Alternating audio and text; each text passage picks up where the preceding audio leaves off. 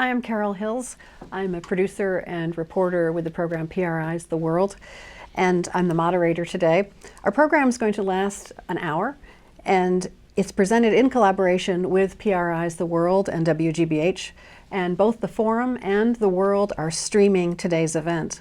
Our panelists, starting from my immediate right, is Juliette Kayyem. She's the former Assistant Secretary for Intergovernmental Affairs at the U.S. Department of Homeland Security, and she's the author of a new book, Security Mom. Leonard Marcus is founding co-director of the National Preparedness Leadership Initiative. Richard Serino is former Deputy Administrator of FEMA. He's currently a distinguished visiting fellow here at the Harvard T.H. Chan School of Public Health. And Ronald Schouten is Director of the Law and Psychiatry Services at Mass General Hospital. He's also Associate Professor of Psychiatry at Harvard Medical School. We're going to have a Q&A during this presentation, and you can email questions to theforum@hsph.harvard.edu. And you can also participate in a live chat that's happening on the Forum site right now. We're going to talk today about the growing impact of terrorism in our lives. As all of you know, we experienced it directly here 3 years ago, just a few miles from where we sit. And the challenge is, how do we increase the public's resilience? And we'll get into what resilience means. The public's resilience, leaders' resilience, media's resilience, however you want to frame it. How do we develop a society and promote a sense of resilience as opposed to a sense of fear? Just last month, there were coordinated attacks in Brussels at the airport and the subway. They were apparently originally aimed at Paris, which had already experienced attacks a few months earlier. Those Brussels attacks killed 30 people, it injured hundreds. Paris, 130 people killed, many, many injured. And even since then, there have been hundreds of attacks, terrorist attacks, mostly globally, in countries that I'm afraid are very used to terrorism, and it's not an infrequent occurrence. But one of those attacks since then was in San Bernardino, and that killed 14 people. And we're going to take a look right now at what President Obama said after that attack. He was at a meeting at the National Counterterrorism Center. Since 9/11, we've taken extraordinary steps to strengthen our homeland security. Our borders, our ports, our airports, our aviation security, including enhanced watch lists and screening. And we've gotten much better, thanks in part to the people in this room, of preventing large, complex attacks like 9/11. Moreover, and I think everybody here will agree, we have the very best intelligence, counterterrorism, homeland security, and law enforcement professionals in the world. Our folks are the best. Across our government, these dedicated professionals, including here at NCTC, are relentless, 24 hours a day, 365 days a year. At the Operations Center here, people from across our government work literally shoulder to shoulder, poring over the latest information, analyzing it, integrating it, connecting the dots. They're sharing information, pushing it out across the federal government, and just as importantly to our state and local partners. In other words, what you see here today is one strong, united team. In that clip, President Obama is clearly trying to instill confidence that there's a lot of things at play now, a lot of talking, a lot of action, and don't panic.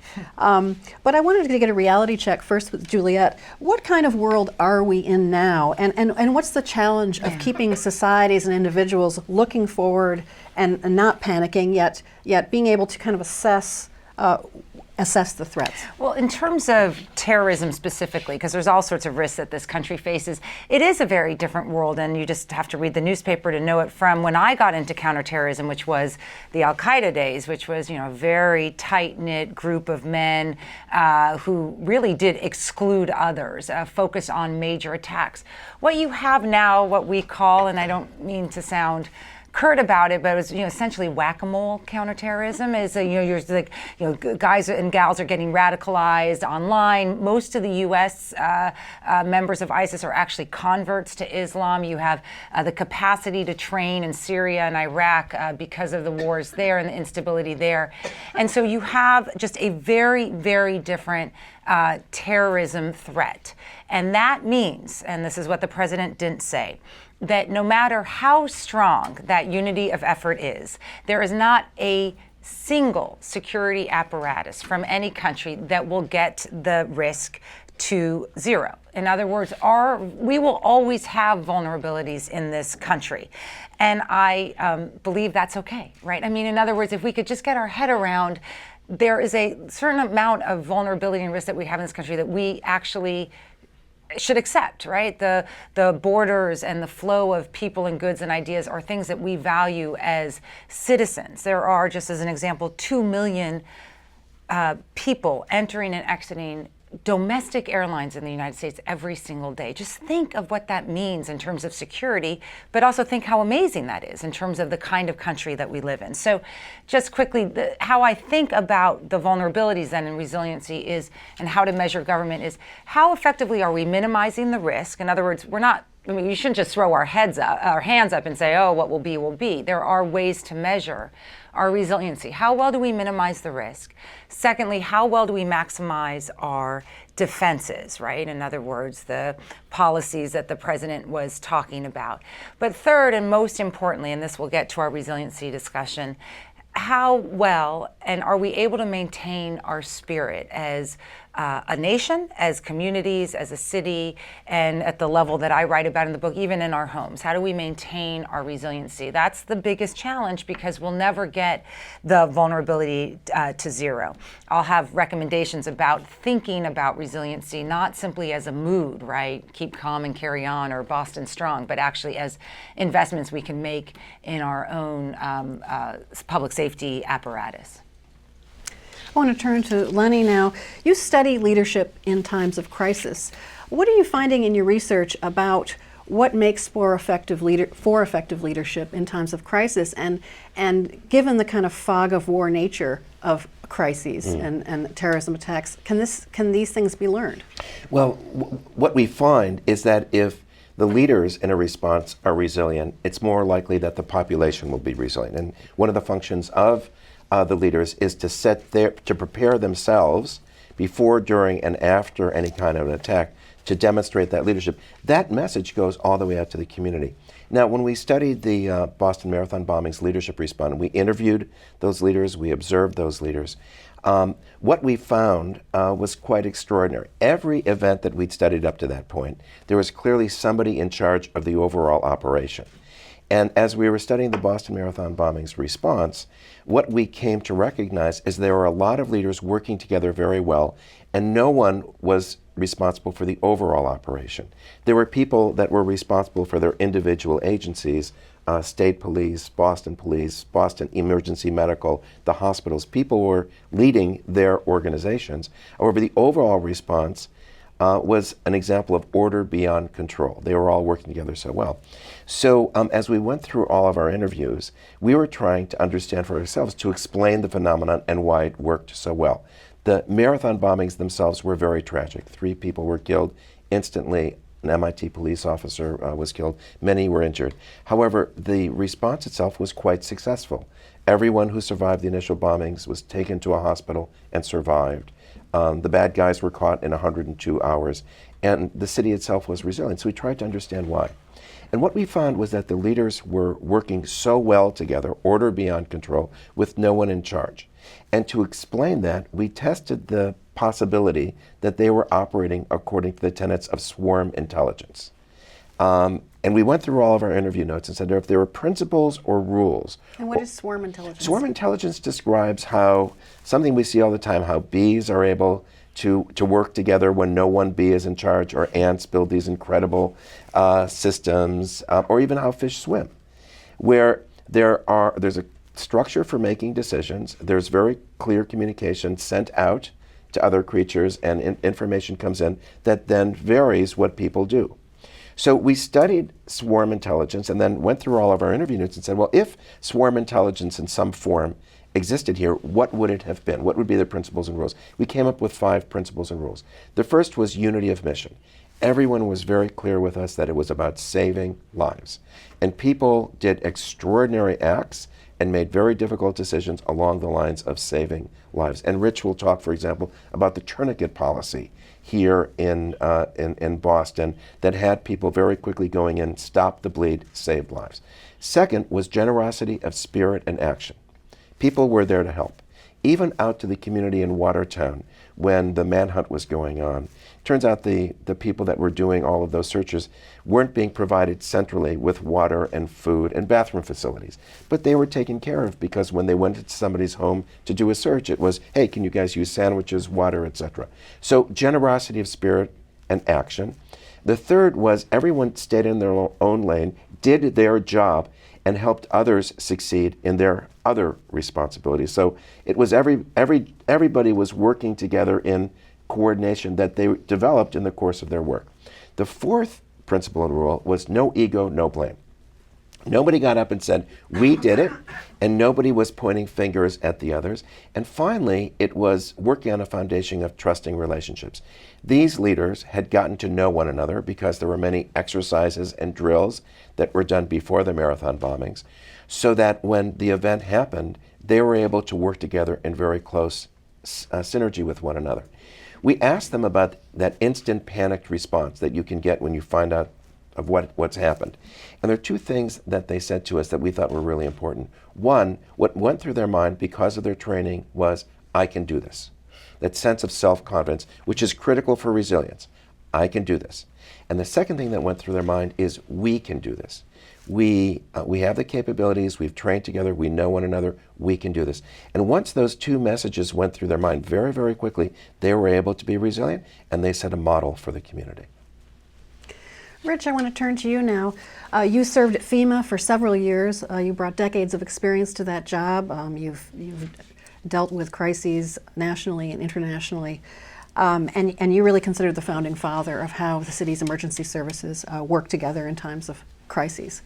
3 years ago, you happened to be near the finish line. You had just walked away, and then these 2 bombs went off.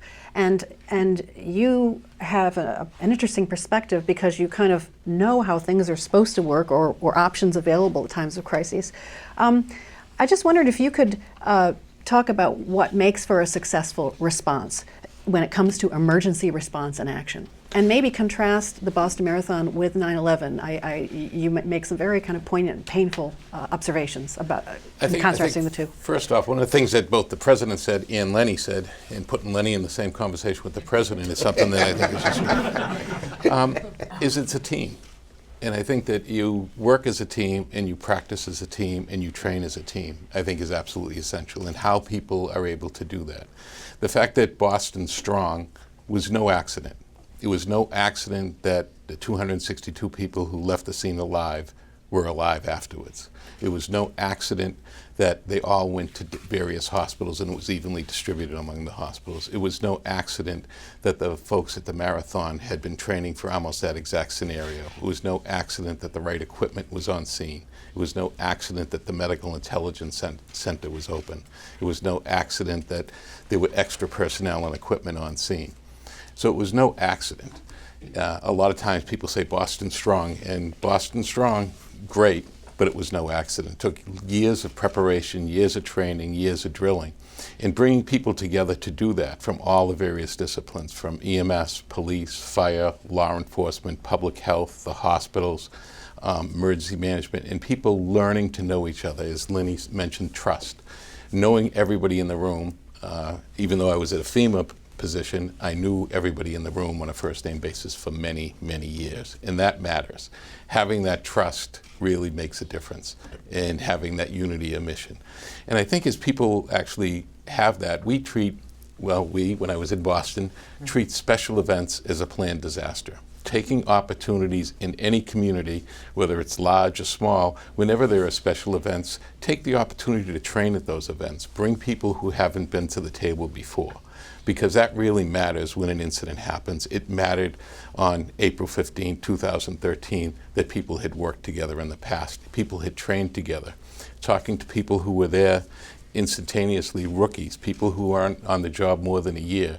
Because of their training, they went, for about 10 or 20 seconds, they went to the basement, if you will, and then after that, they came out because of their training and they knew what to do. From the person on site, at the junior person, to all the way up to the senior level personnel.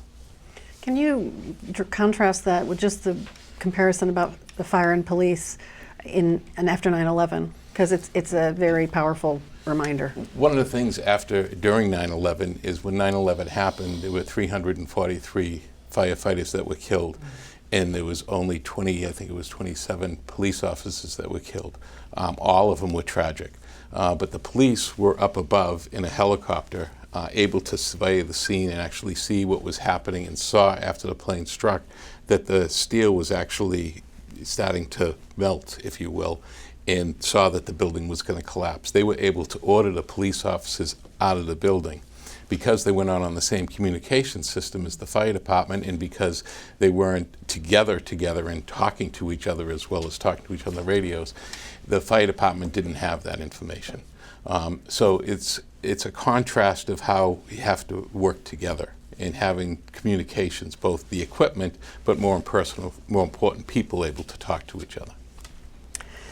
I want to turn to Ron now. He's looking at more of the psychological impact of these kinds of attacks. We're looking at there's all sorts of attacks. We're going to look at sort of terrorist attacks.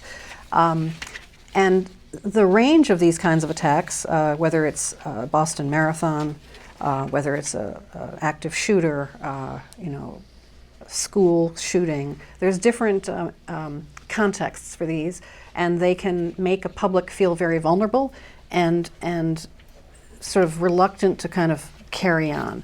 And so Ron has really looked into the challenges for how do we enable the public to have psychological resiliency. And what are the challenges you see for that? Well, the good news is that we are by nature quite resilient, psychologically and physically. We tend to bounce back.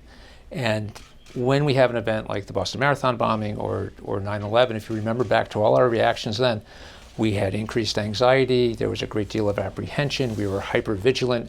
Every time the plane took off from Logan and we watched it pass the Hancock building, we paid a lot more attention to make sure it actually cleared our airspace. That diminishes over time, and for most people, the reaction to that is heightened right in the initial period afterwards, and then diminishes over the course of 3 to 4 weeks. The extent of our reaction, the extent of individual reactions, has a lot to do with both individual factors and the nature of the disaster itself. So for people who have a past history of exposure to trauma, who have been in combat, who are first responders, who have seen a lot of very difficult and dramatic events and traumatic events, they are much more likely to have a more sustained and a more clinically significant response. It's also the case that natural disasters evoke less of a psychologically damaging response than man-made accidental disasters, and those less so than man-made intentional disasters. So those acts in which someone, like the Boston Marathon bombings, like 9/11, where someone is intentionally targeting us as individuals, intentionally targeting us as a community, that evokes a great deal more emotion and leads to something in terms of estimating the risk, something we talk about, probability neglect. When strong emotions are involved, when we feel personally threatened, our community's threatened, our families are threatened, we overestimate the probability of those events happening. So I think one of the challenges to leadership, to the communities, to all of us, I always talk about titrating anxiety. For the people who aren't anxious enough and are ignoring the threat, we want to titrate the anxiety up a little bit. We want them to be paying attention. We want to have some level of situational awareness so that they're taking the precautions. On the other hand, for those people who are very anxious and are distracted from their everyday lives, we want to titrate that anxiety down by talking about these events, by talking about the measures that are in place, and by fostering that community resilience and doing all the things that these other folks have talked about. Now we're going to start the second part of this presentation, which is we've laid out the challenges. We want to kind of talk about policy recommendations and solutions and what these panelists are finding about how to create this resiliency. We're going to start with a film clip, and this is about what happened on the Boston Marathon 3 years ago. And it is a clip from the Boston Public Health Commission, and it's looking at what happened that day and the importance of preparedness as a solution to crises like this. This was filmed 1 year after the bombing. The level of preparedness is what made it successful. Yes, we had a lot of folks assemble that day. We had an extra 142 people working because, again, we're supporting a large event where there's a lot of traffic impact and everything in the city. But we've had in Boston a lot of big events. This is an annual event. The 4th of July is an annual event. St. Patrick's Day Parade. We have a lot of big events. And because we have worked in that atmosphere and we have considered, hey, what happens if something unplanned happens at one of these events? How are we going to manage this? We have these conversations with our partners. The whole system here was better prepared in Boston to step up. No one can erase the memories of what happened. So the challenge for us is to try to move beyond that. And I don't mean that again in any disrespectful way to the victims and the families and what everybody dealt with last year. But we're going to have some real challenges. We're going to be busy even if nothing bad happens. I wanted to start out by asking Rich about this. It seems to me that one of the aspects of the marathon that may have helped in the response was that the marathon itself is a feel-good event. A marathon itself is a coming together of thousands of people and who are ready to help. And how do you apply these lessons to things that aren't events where people are already poised to help out? How do you apply them? And maybe you have some examples. Well, I think first off, the fact that of what we saw of the folks from Boston EMS and what they did that day was truly amazing and heroic of what they did, and they saved a lot of lives, as I mentioned earlier, and that came because of planning. It also became because there were a lot of people who were volunteering to help out, and they were there, and a lot of those things helped with the survivors. But if that doesn't happen, people are still going to help out. And I think recognizing the fact that the public can actually be an asset versus a liability. Whether it's see something, say something before something happens or after something happens, simple things that the public, anybody can do, which happened on Boylston Street that day, is civilians went up and put tourniquets on or stopped the bleeding. You did not see the police officers push everybody out of the way for people who were helping. Making that distinction, which you don't see all the time. You usually see clearing people away all the time. Can you describe the Stop the Bleed program? Sure. It's a program that actually was part of Homeland Security and all different agencies and the White House and some of the National Preparedness Leadership Initiative cohort actually worked together to develop a program. And it's a simple program that anybody can stop the bleeding. And it doesn't have to be a terrorist event. More likely it's going to be somebody fell and has a severe laceration and you put direct pressure on to stop the bleeding. And if that doesn't work, then actually using a tourniquet. A lot of people think that tourniquets are commonplace, that everybody uses them. But for years, people were trained not to use them in the first response community for a couple of decades. Why was that? Because people thought people would lose a limb because of it. But actually the exact opposite is true. And a lot of data that came out of Iraq and Afghanistan that 18 and 19-year-olds were saving their buddy's life by simply using a tourniquet prove that would be the case. In Boston, they have always used tourniquets because of a physician here from the Vietnam era had trained people, but a lot of public safety hadn't used them. And after Newtown and then after the Boston Marathon bombing, a concerted effort to use tourniquets after a disaster has saved literally already countless lives, and most of them nothing to do with terrorism. It's simple things that people can do, because if you give somebody something simple to do, A, they feel better, and B, you're helping to build a resilience, and you're helping to build resilience on an individual. And in terms of bringing stakeholders together before an event and having those plans in place, is that now applied across the nation? Not as much as it should be. but it's something that has been taught for a while, is bringing people together. Because if you bring people together, one of the questions you always ask is, who's not at this table that should be at this table? After this year's marathon, just less than a week ago, or a week ago today, there are actually a number of people that are already doing after-action reports for this year's marathon in preparing for next year's marathon, and what can we do to change it and improve it. And they do that in Boston for the 4th of July, the marathon, first night, all the special events. Also sharing information as the conventions are coming up. This summer, the Republican Convention, Democratic National Convention, sharing lessons learned from when it was in Boston, when it was in Denver, sharing over the years of how you can improve, and sharing that is absolutely essential to having a good response in case something does happen, and preferably preventing things that could happen.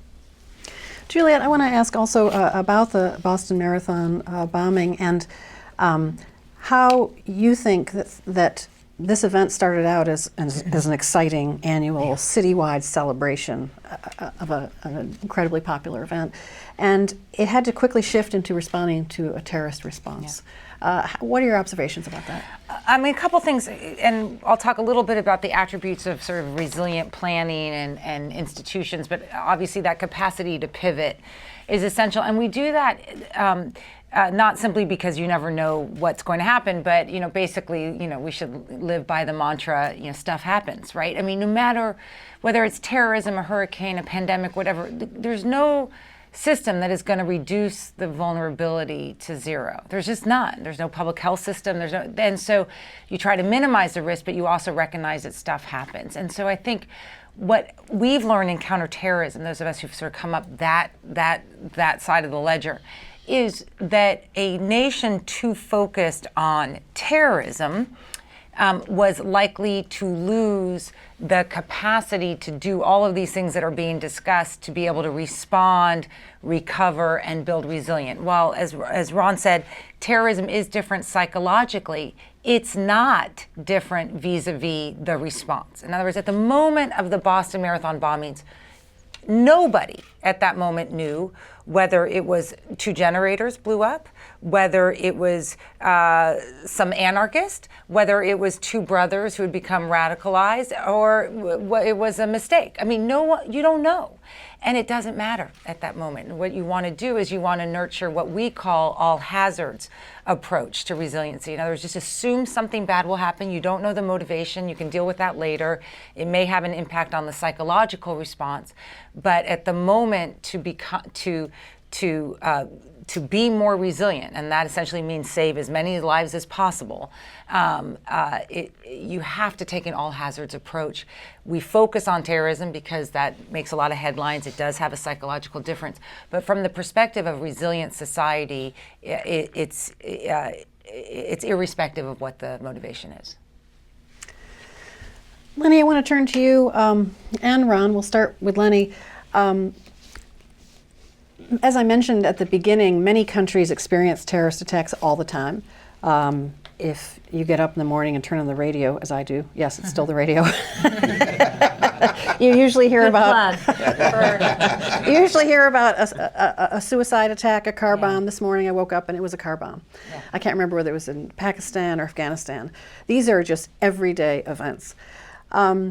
And there are other countries, so there are many countries that may have lessons or things for the U.S. to learn. Lenny, what have you found in terms of what other countries can serve as models? Well, so what we've already heard here is how experience from Vietnam or experience from Afghanistan has affected what we're doing here. And similarly, the experience in Paris and recently in Brussels is part of a platform of learning that is really international. It was fascinating. Boston Emergency Medical Services just organized a conference here in Boston that brought over 5 people who were part of the response in Paris. And among the points that they made is they studied the Boston Marathon bombing response here.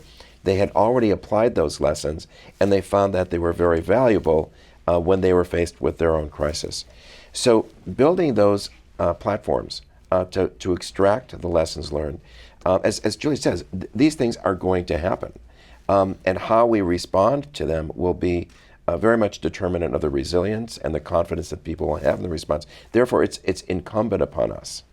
What about countries that deal with this daily? Afghanistan, Pakistan. Israel deals with terrorism a lot. Do countries that are constantly having the crap kicked out of them by bombs, are they able to share lessons? Yes, in fact, Rich, when he was with Boston Emergency Medical Services, and we're proud to say that he's an NPLI graduate, with other NPLI graduates, had done exactly that. They organized a program called Tale of Our Cities. And it was to bring people together from other locations that had responded to terrorist events and share those lessons learned. So here in Boston, we had people from Spain, London, Israel, India, Pakistan, talking about what happened in these improvised explosive device attacks. And what was really interesting afterwards in speaking to the responders, they remembered what had been said, the possibility of a secondary device. You want to evacuate very quickly. The tourniquets, these are all lessons that have been shared internationally and really do make a difference in the moment, because then people have the confidence of saying, I have some experience. The problem is, and maybe the advantage, we don't have a lot of experience with terrorism. I mean, Boston Marathon was a unique, novel event, and yet they were able to glean from the experience of others. And that's going to be critically important in moving forward. Ron, I'd love to hear from you about, in terms of other countries, what they can share. And I know there are interesting psychological lessons learned from what certain countries do in response to suicide bombings, the sort of the back to normal behavior. If you could get into that. It's unfortunate to have to say, but countries that have more exposure to these events, while certainly people continue to respond to them and they continue to have a negative impact, actually people do get somewhat desensitized, right? They get used to it. They have it now within the realm of possibility that some bad thing is going to happen. I mean, one of the factors that really complicated our emotional responses to 9/11, to the Boston Marathon bombing, is that prior to 9/11, certainly, we were protected by these great oceans and by these wonderful, really quite safe borders. How can anything like this happen to us? And suddenly we get sucker punched with this horrible event. Same thing with the Boston Marathon, wonderful, happy event. The world comes together in Boston, we're celebrated, and this ultimate act of evil occurs in the face of it. We're becoming more aware, as Juliet says, that bad things can happen. And so sadly, we get a little bit desensitized to it. And to help us respond, this idea of cleaning up afterwards, cleaning up the bomb site, repotting the plants in the marketplace, opening the marketplace as soon as possible, getting us back to normal, really helps feed into our natural resilience. That in combination with the idea that we need to take a role in cleaning up. We are part of the community recovery process, even at the same time as we are victims. Is there the feeling that Boston responded in that way after the bombings 3 years ago? That we got back to normal pretty fast?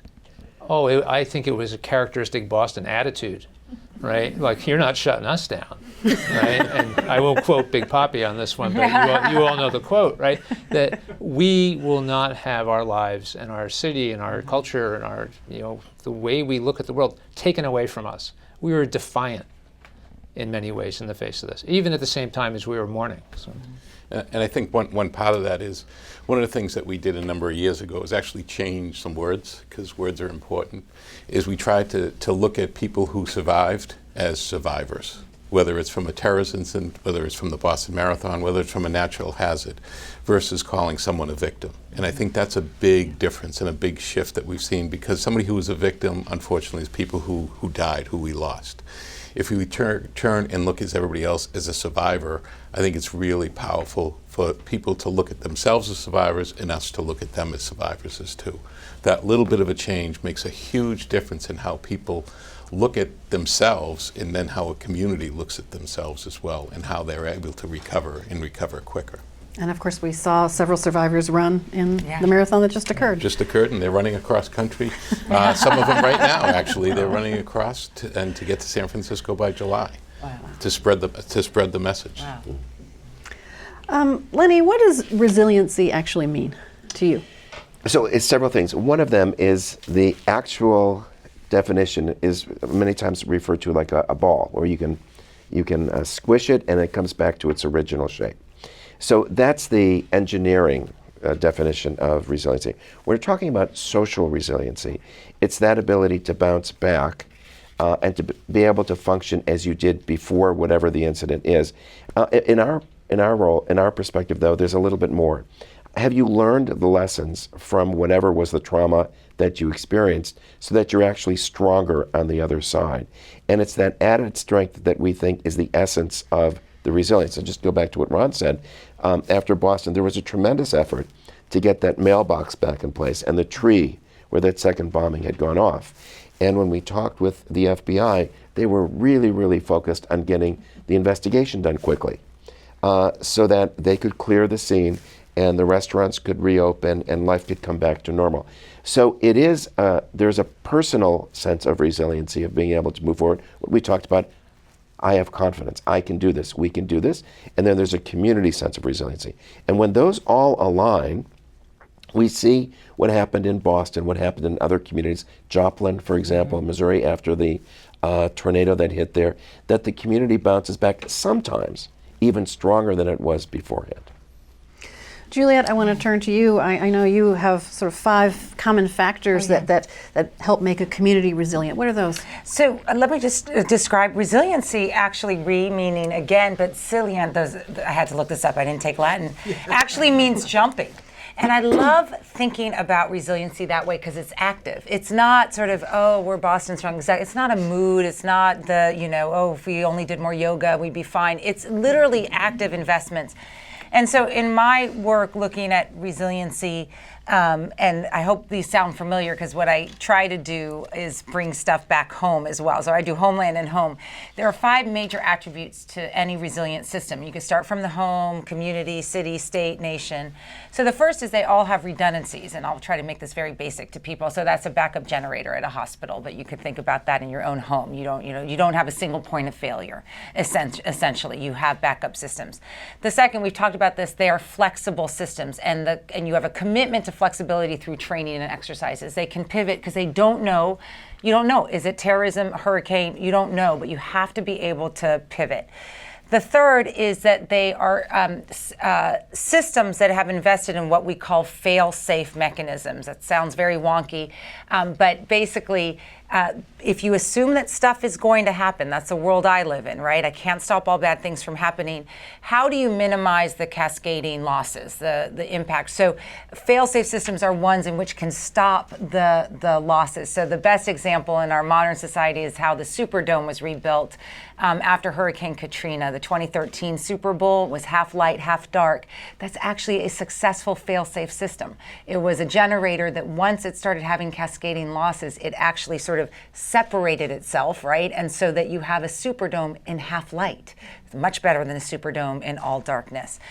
The fourth is that they have a capacity to rapidly rebound. We've talked about that, and not just back to normal, but back to better. And so investments are made in the in the assumption that the system will go down or that it will have a disruption. Can it rebound? Our MBTA here in Boston is notoriously not resilient because apparently snow is a shock, but we haven't invested in the capacity to bounce back. Compare that to New York system, which has invested in resiliency. It was up and running 4 days after being completely flooded after Hurricane Sandy. And then fifth is, and we've talked about this ability to learn and build anew. In other words, you take lessons learned very seriously. They're not opportunities to pat yourself on the back.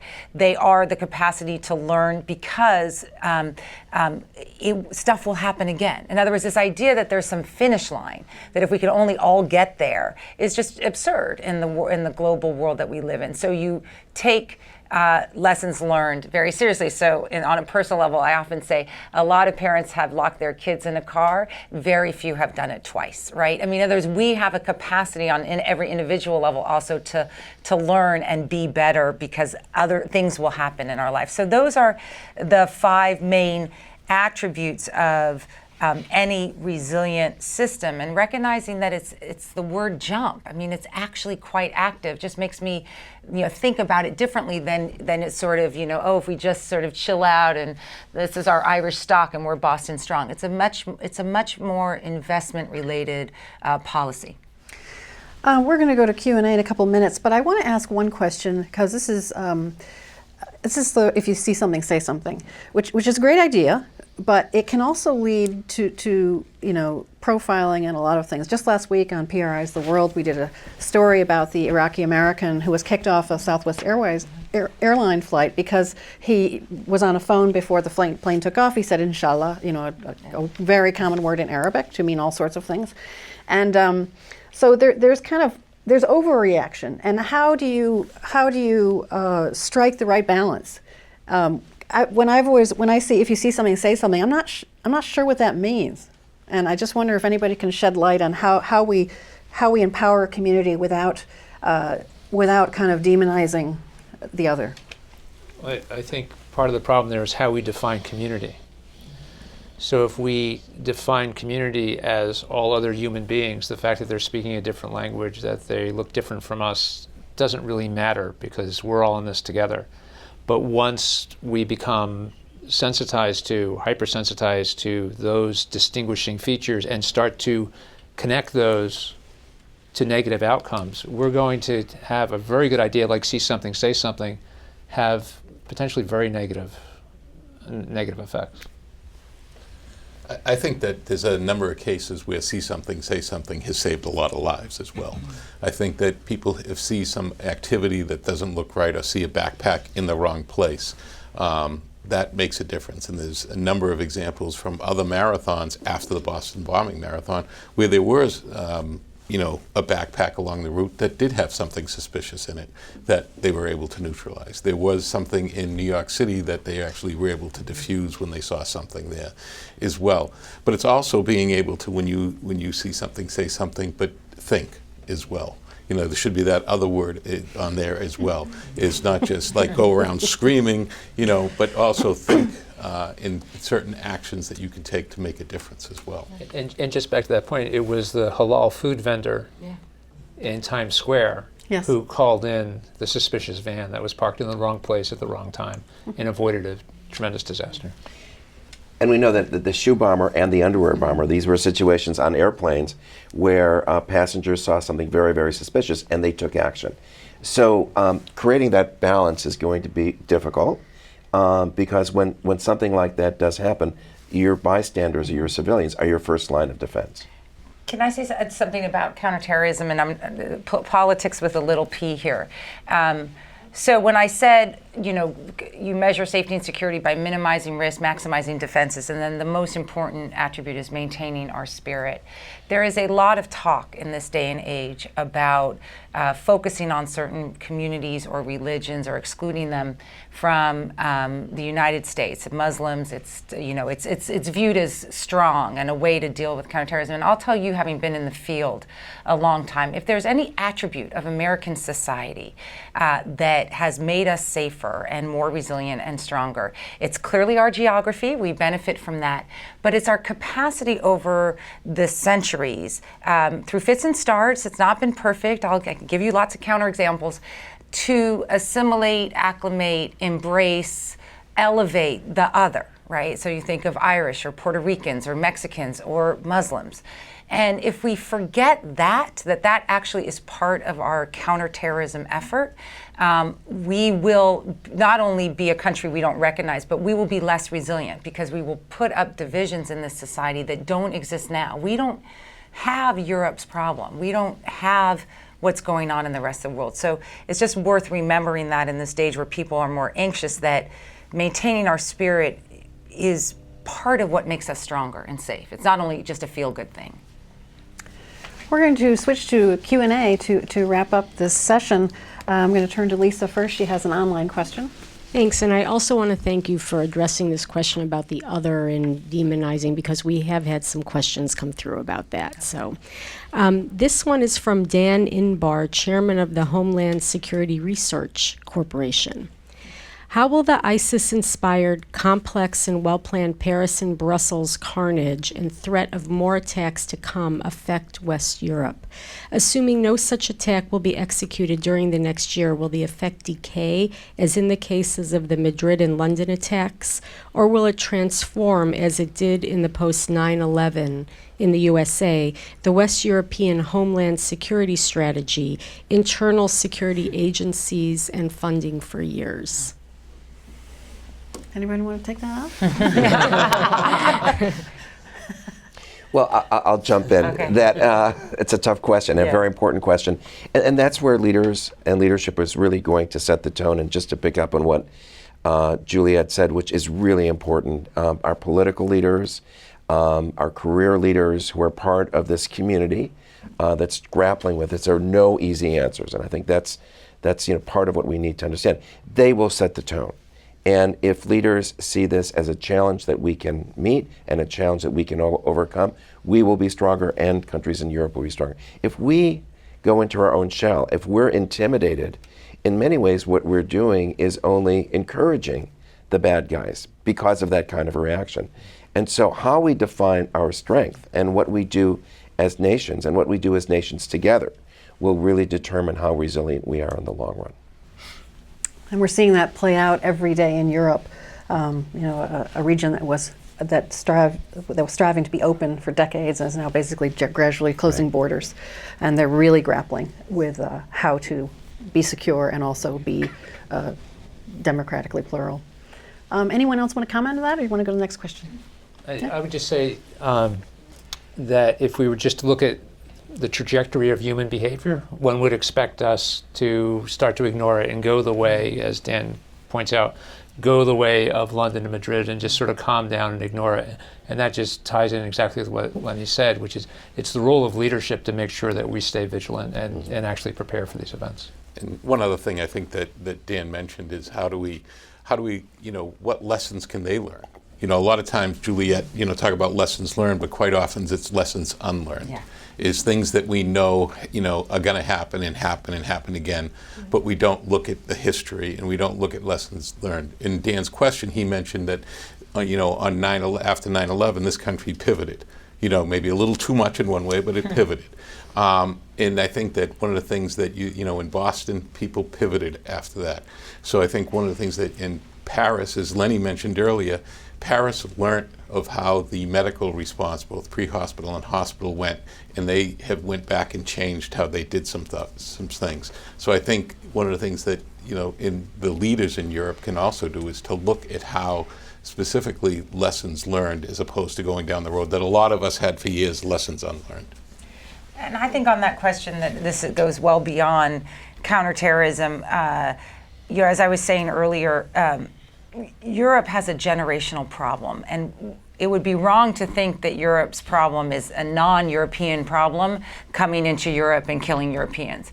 Their own citizens are sufficiently, you can have all sorts of reasons for it, are leaving the country, going to other countries to get trained, and coming back and killing their citizens. So we fortunately don't have that issue in the numbers they have. But this gets to sort of resilient societies are ones that can acclimate and assimilate many other voices. That clearly did not happen in Europe. And so, not to sound doom and gloom, but they don't have a preparedness and response problem. They have a generational problem that is going to take decades to fix. Thank you for making that point. I think we'll do one more from online. I know we have some audience questions. I just don't like to neglect the online audience because they're not here. So this is from our live chat that's going on. Today's New York Times mentioned that the U.S. is now targeting ISIS through cyber attacks. Can the panel address the role of cyber attacks from a public health perspective? Are there aspects of preparedness that are uniquely important to keep in mind for attacks conducted from the cyber arena? Anyone? These are tough. We all look at Lenny. I don't know why. We're all like, yeah. So actually, the NPLI has gotten fascinated with this question of cyber, because we as a society put our lives into the cyber world because it was cheap and it was efficient and it was easy, and we did that before we really put up the protections on all of that data and all that information, basically our whole lives. So what we're facing now is our life is in the cyber world and it's not protected. And what we're seeing is that cyber attacks are part of daily life. Many times we're not even aware that we've been hacked or we've been phished or we've been attacked. And for public health, that means that a lot of public health information in hospitals, information about systems is amenable to attack, and our critical infrastructure is amenable to attack. So there's a concern, for example, that we could lose our electricity because there's been a cyber attack against us. So these problems are very, very complex, and we all now have to start looking at cyber as a risk factor for population well-being.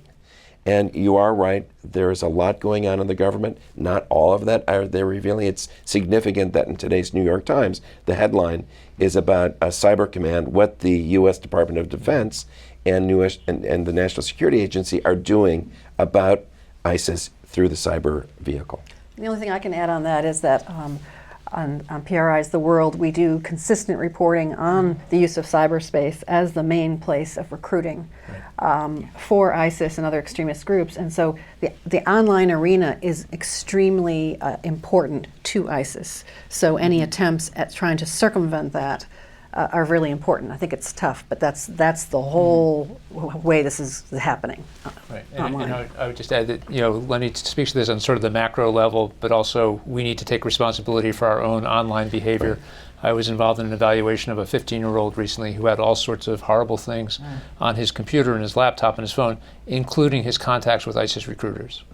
And his parents, who were lovely, wonderful, caring people, he was into computers, let him have his way, didn't really know what was going on. So a message to us as parents is we need to be aware of what our kids are doing and teach them good cyber hygiene, if you will, and make sure they're not going places we don't want them to go. This is a kid who is exposed to to pornography at age 8, right? And his parents thought he was playing computer game. So. I would just say on that, it is true that you sort of think of cybersecurity as the NSA or some other big agency has to deal with that. But if you actually look at these big vulnerabilities, Sony was a single system administrator. Look at the Panama Papers, a law firm that did not, it's, I'm not I'm justifying what the prime ministers did, but nonetheless, they did have lawyers, and you want the lawyers to protect their secrets. So Panama Papers was essentially a very unsophisticated hack of a law firm in Panama. You look at OPM, those of us whose security clearances were probably given to the Chinese. You look at OPM, I am sure OPM just thought, well, we're not the cyber people, right? And it's really the fringes. Office of Personnel Management, the one that 21 million security clearances were given to some country. I want to go to the audience because we're getting close on time, and an audience question. Hi, my name is Jimena. I'm from Switzerland. I'm in the second year of my master's here at the Harvard School of Public Health. Thank you for the conversation, especially your insights on the European perspective. What I want to ask you is you've been talking a lot today about how cities and local governments and countries have been learning from other countries' experiences and their own experiences on how to build their resilience. I was wondering whether we are worried or we're studying how the people committing these acts are learning about those same experiences and how they are shifting the way they're committing the acts according to how they're seeing what they've done well or what they haven't done well. Thank you. Yes, it's actually a common problem, and it goes back actually into the 90s, into the first World Trade Center bombing that occurred, is that they actually studied how responders respond. They actually studied where they're going to go. They actually said in the 90s, after the first attack, that they would do this again, and they were patient. But they also look at, and there's a number of instances why there's a second bombing at sites. A lot of times it's designated to put it where the first responders go. So there's people, yes, they do study what first response do, but in the same time, it's necessary for us to get the information out so everybody's aware of that as well. So yes, they do, but it's important to make sure that people are aware of that, and that's actually one of the things that went through people's mind actually on April 15, 2013 was, okay, 2 bombs went off, where's another device? Usually there are 4 devices. An explosion happened at the John F. Kennedy Library. We didn't know if that was a bomb as well, and people were thinking, okay, are they going to look at the medical tent? Are they going to look at places, command posts? So that was all actually figured into what they were going to do. Even there was a plane that was taken down by an explosive in Sharm el-Sheikh in Egypt. And it said that these organizations are learning and adapting. So that was their test. If we can do it here, maybe we could do it someplace else. And therein the importance of intelligence agencies, military, law enforcement, understanding what was done and how it was done, and then changing procedures here to ensure safety. So it's a constant learning and adaptation process. Another question? Yes. Sort of looking at places away from where the terrorist acts actually occur, how do you build resiliency and recovery amongst these populations? Sort of thinking about people in Kansas or Idaho that don't see the tree getting replanted and only get the feed of the sensationalist media. How do you keep their resilience? I think resilience really starts, as Juliet mentioned, at home. If you are a resilient person and you can have certain things, in Kansas, for example, they may not have to worry about hurricanes, but they certainly have to worry about tornadoes. And they're very resilient when it comes to tornadoes, more so than we are in Massachusetts. So it's understanding what the threat is going to be in a natural disaster, and usually you can have a pretty good idea what those are, but also taking the opportunity to educate people of how they can be prepared on a regular basis. So if you're prepared as an individual, and then your neighborhood's prepared or resilient, and then your community is resilient, then you're going to become a resilient city, and then a resilient state, and a resilient country. But it's really how you become, starting at the individual level, will be a resilient person, and then that is going to help build a resilient community. And there's many ways to continue to take the opportunity to educate people on their resilience and how they become resilient in their community, and talk about, bouncing back. Well, I actually think instead of bouncing back, bounce forward. Because I think if you're able to bounce forward, you're able to rebuild better, you're able to be better yourself. And as Juliet said, it's more action that you're able to bounce forward or bounce back. It has a different connotation. Any other quick questions? All right, well, we're coming to the end of our session, but before we go, we would like each of our panelists to offer a kind of policy recommendation.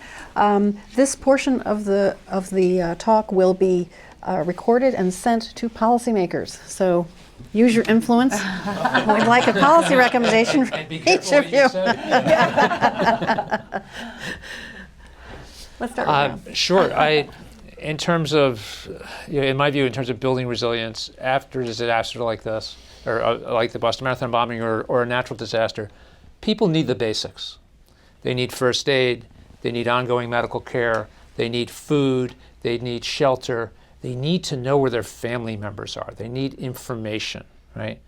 The psychological support services should be offered. They should be there, but people at that point in time, in the first 24 to 48 hours, first week, don't need psychotherapy.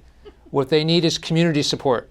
They need to know that their workplaces are there for them, that their communities are there for them, that their families, people do the best when they band together, when neighbors get together, rather than waiting for government to come in and help. It has to be a community response. So I'd say structure that, get the basics down. Systems like we have here in Boston are just phenomenal, and if you think about the infrastructure, you think what's in place in terms of medical care, no one who got to a hospital died at the Boston Marathon bombing. That is incredible and speaks to our medical infrastructure there. So I say build infrastructure, build the supports, offer support after the fact in terms of on an ongoing basis in terms of psychological support services. After 9/11, my experience working with several companies was that employees very much appreciated knowing that psychological support services were being offered. Very few took advantage of them. It was knowing that it was there that was critical. I would say one of the simplest things is to build relationships, because relationships matter. And bringing people together is the absolute essence in remembering that it's about people. It's people first in building those relationships. For policymakers, we tend to have a roller coaster of funding and support. We need a steady public health infrastructure, so whether it's Ebola or Zika, that infrastructure is there, it's prepared, and it can respond well. What we tend to do is wait for the bad thing to happen, then throw a lot of money at it, and then take that money away. The infrastructure gets weaker. It's not a way to really create public health preparedness or resilience. So what is needed specifically? We need to have ongoing support so that the infrastructure of public health is strong all the time, not just right after an event.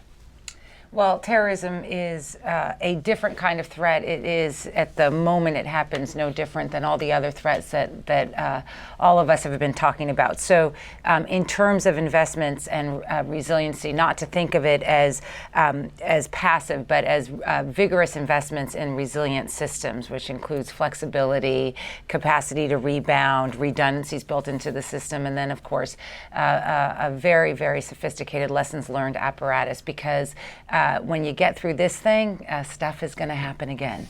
It's inevitable, and embrace it rather than hide from it. I want to thank all of you today, and I want to thank our panelists, Juliet Kayam, Leonard Marcus, Richard Serino, and Ron Schouten. I want to encourage all of you to continue the conversation online at the forum website, forumhsph.org. And if you can tune into the next forum, it's going to be May 10th, Tuesday. It's on drowsy driving, featuring Ariana Huffington. So I thank you all for We'll be here. I thank you all for coming, and please continue on the conversation online. And thank you to our panelists.